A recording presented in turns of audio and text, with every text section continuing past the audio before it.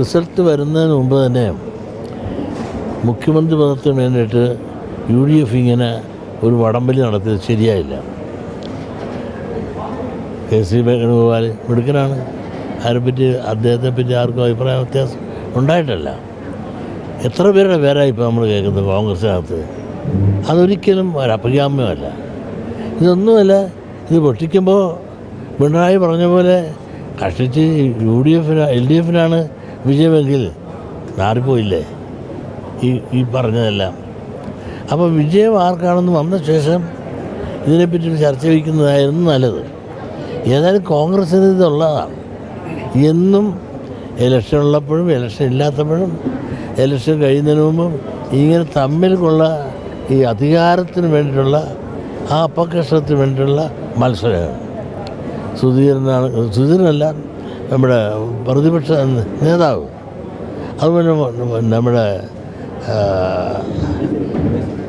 രമേശ് ചെന്നിത്തല, പിന്നെ നമ്മുടെ സുധീരനല്ല സുധാകരൻ, ഇങ്ങനെ പലരും ഒരുപാട് മോഹങ്ങളുമായിട്ട് വലിയ കലത്തിൽ വെള്ളമഴിച്ചുകൊണ്ട് ചിലരെല്ലാം നിൽപ്പുണ്ട്. ഒരു കോൺഗ്രസ് സംസ്കാരം. അതിനെപ്പറ്റി നമ്മളൊന്നും പറഞ്ഞിട്ട് കാര്യമില്ല. അത് കോൺഗ്രസ് സംസ്കാരം. യോഗ്യത ജയിച്ചു വന്ന എല്ലാവർക്കും യോഗ്യതയുണ്ട്. കോൺഗ്രസ്സിലുള്ള ആർക്കാണ് അയോഗ്യൻ? എനിക്കറിയാം. VD സതീശൻ കഷ്ടപ്പെട്ട് അങ്ങനെ കുറേ TV-യിൽ കുറേ പറഞ്ഞതേ ഉള്ളൂ. പക്ഷേ അതിൻ്റെ പുറകിൽ നിന്ന് മുഴുവൻ കളിപ്പിച്ചതും അതിൻ്റെ ഫൈനാൻസ് കൺട്രോളും സ്ഥാനാർത്ഥി നിർണ്ണയം പ്രശ്നങ്ങളുള്ളപ്പോഴെല്ലാം പറഞ്ഞു തീർത്തതും എല്ലാം വേണുഗോപാലാണ്. പലയിടത്തും പ്രശ്നമുണ്ടായിരുന്നല്ലോ, അതെല്ലാം VDക്ക് സാധിച്ചില്ലല്ലോ. അതെല്ലാം മാറ്റദ്ദേഹമാണ്. അത് സെൻട്രൽ പവറുണ്ടല്ലോ, ആ പവർ ഉപയോഗിച്ചുകൊണ്ട് ഓരോരുത്തരും അവരുടേതായ പങ്ക് നല്ലപോലെ വഹിച്ചിട്ടുണ്ട്. 5 വർഷം പ്രതിപക്ഷ നേതാവെന്ന നിലയിലുള്ള പ്രവർത്തനമാണ് അധികാരത്തിൽ കൊണ്ടുവന്നാൽ പോലും അതിനെ പ്രയോജനപ്പെടുക എന്നുള്ളതാണ് ആ പക്ഷക്കാർ പറയുന്നത്, VD പക്ഷക്കാർ പറയുന്നത്. അത് നമുക്ക് കാത്തിരുന്ന് കാണാം. പെട്ടി പൊട്ടിച്ചിട്ട് പറഞ്ഞാലല്ലേ നല്ലത്. എറണാകുളത്ത് നിന്ന് മുഖ്യമന്ത്രി വേണമെന്ന് കോൺഗ്രസിലെ ഒരു വിഭാഗം നേതാക്കൾ പറയുന്നു, മറ്റു വിഭാഗം പറയുന്നു ആലപ്പുഴയിൽ നിന്ന് വേണമെന്ന്. അതാ അവക്കമായ അഭിപ്രായങ്ങളല്ലേ. ഇതാണ് ഈ കോൺഗ്രസിനുള്ള കാര്യം. അവർ തമ്മിൽ ഇത് തന്നെ ഈ കോൺഗ്രസ് തന്നെ ഇല്ലാതാക്കും. ആലപ്പുഴ എന്ന് പറയും ഒരാളാണ്, എറണാകുളത്ത് നിന്ന് പറയും മറ്റൊരാളാണ്. ഇതാണ് കോൺഗ്രസ് സംസ്കാരം. അത് നമ്മൾ വലിയ കണക്ക് കൂട്ടേണ്ട കാര്യമില്ല. ഇന്നും ഇന്നലെ തുടങ്ങിയല്ല. എന്ന് ഈ കോൺഗ്രസ്സുകാർ തമ്മിൽ തല്ലും. അവസാനം ഇവരെല്ലാം ഒത്തുകൂടുകയും ചെയ്യും. എന്നിട്ട് ഭരണം തുടങ്ങിയ ശേഷം തമ്മിലടിക്കുകയും ചെയ്യും. ഞാൻ പറയുന്നില്ല, അവരെല്ലാവരും യോഗ്യന്മാരാണ്. KC വേണുഗോപാലിന് അയോഗ്യനെന്ന് എനിക്ക് പറയാൻ സാധിക്കുമോ? KC വേണുഗോപാൽ ഇവിടുത്തെ പ്രോബ്ലംസുകളും പലരും കയറി നിന്നപ്പോൾ അതെല്ലാം തീർത്തതാരാണ്? എല്ലാം KC വേണുഗോപാലല്ലേ. പിന്നെ ഇവിടെ എല്ലാം ആവശ്യമുള്ള ഫണ്ട് കൊണ്ടുവന്നതാരാണ്? KC വേണുഗോപാലല്ലേ. അപ്പം KC വേണുഗോപാലിന് സെൻട്രലൊരു പവർ കൂടെ ഉണ്ട്. ആ പവർ കൂടെ വെച്ചുകൊണ്ട് കേരളത്തിലെ കോൺഗ്രസ്സുകാരെ സ്ഥാനാർത്ഥി നിർത്തുന്ന കാര്യത്തിലും ഫണ്ട് കൊടുക്കുന്ന കാര്യത്തിലും മറ്റ് പ്രവർത്തനം മാനേജ് ചെയ്യുന്ന കാര്യത്തിലും വേണുഗോപാൽ നല്ല പങ്ക് വഹിച്ചിട്ടുണ്ട്.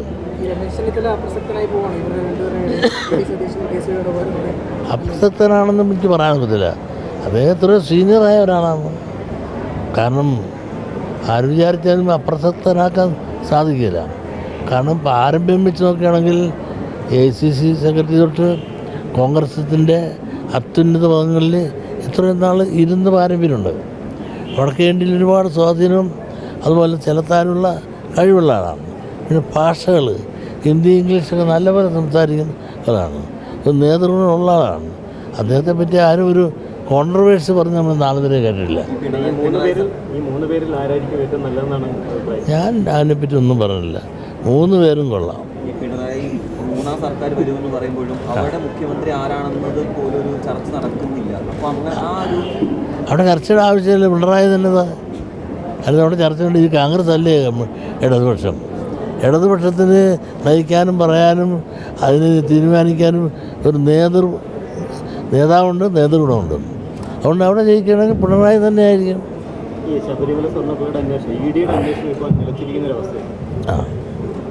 അത് നിലച്ചു പോകില്ല. ഞാൻ പറഞ്ഞില്ലേ, ഇലക്ഷൻ കഴിയുമ്പോൾ ഇതെല്ലാം നിലച്ചു പോകും. ഈ സ്വർണവും പോകും, അതും കൊടിമരവും പോകും, എല്ലാം പോകും. അതൊക്കെ ഇലക്ഷൻ വരെ ഇതെല്ലാവരും കൊണ്ടു നടക്കും. അത് കഴിഞ്ഞാൽ പിന്നെ കാണത്തുമില്ല. ഈ ഒറ്റ കാര്യം കൂടി, ഈ വയനാട് ടൗൺഷിപ്പുമായി ബന്ധപ്പെട്ട് വളരെയധികം പരാതികൾ ഇപ്പോൾ ഉയരുന്നുണ്ട്. അവിടെ നിർമ്മിച്ച വീടുകളിൽ വിള്ളലുണ്ട് എന്ന തരത്തിലൊക്കെയാണ് പരാതി ഉയർന്നത്. ആര് പണിയിപ്പിച്ച? അവിടെയുള്ള ആളുകളാണ് സർക്കാർ പണിയിച്ച ടൗൺഷിപ്പ് ഉണ്ടല്ലോ, ചില വീടുകളിലൊക്കെ വിള്ളലുണ്ട്. അത് ഞാൻ കണ്ടു നിങ്ങളുടെ റിപ്പോർട്ട്. ചില വീടുകളിൽ വിള്ളലുണ്ട്, അത് നിർമ്മിച്ചത് ഊരാളുകളാണ്. അപ്പോൾ വിള്ളലുണ്ടായെങ്കിൽ അത് തെറ്റായിപ്പോയി. കാരണം ഈ പാവങ്ങൾക്ക് വീട് വെച്ച് കൊടുക്കുന്ന കാര്യത്തിൽ വരുമ്പോൾ അത് വളരെ സൂക്ഷ്മതയോടും വിള്ളലില്ലാതെ നല്ല ക്വാളിറ്റി പുറകിൽ ഊരാളുകൾ ക്വാളിറ്റി ഒരു കോംപ്രമൈസ് ഇല്ലാതെ വൃത്തിയായിട്ട് ചെയ്യുന്ന ആളുകളാണ്. അവരതുപോലുള്ള റേറ്റ് മേടിക്കുന്ന ആളുകളാണ്. റേറ്റ് മേടിക്കുന്ന ആളുകൾ അതേ ക്വാളിറ്റി മെയിൻറ്റെയിൻ ചെയ്ത് കിട്ടേണ്ടതായിരുന്നു. കിട്ടിയിട്ടില്ലെങ്കിൽ അവരെ കൊണ്ട് കെട്ടിക്കണം. i2i News, an eye for truth. i2i News subscribe ചെയ്തിട്ടില്ലാത്തവർ ഇപ്പോൾ തന്നെ സബ്സ്ക്രൈബ് ചെയ്യുക. നോട്ടിഫിക്കേഷൻ ലഭിക്കുവാൻ ബെൽ ബട്ടണും അമർത്തുക.